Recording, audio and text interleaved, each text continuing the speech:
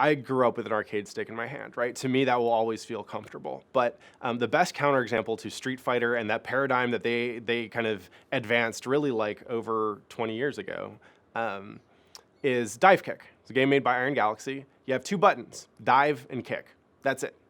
And despite that limited control space, they managed to create a game that is, I would say, every bit as much a fighting game as a Street Fighter with 6 buttons or a Virtua Fighter with 3 buttons and a joystick and whatever, right?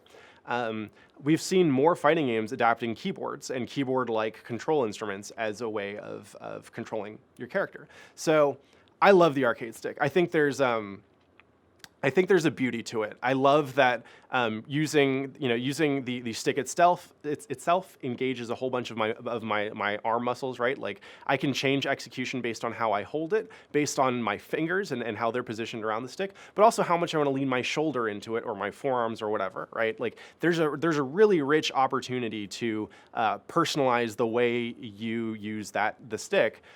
In a way that I feel like I personally don't feel as much of with a control pad or any other kind of control mechanisms.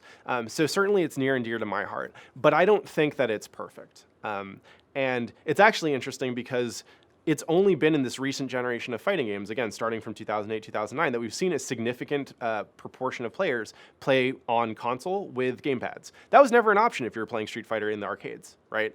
There were, like, Japanese arcades would occasionally let you plug in a PlayStation pad or something, but for the most part, it was arcade sticks only, and if you wanted to learn how to play at a competitive level, you had to learn how to use an arcade stick.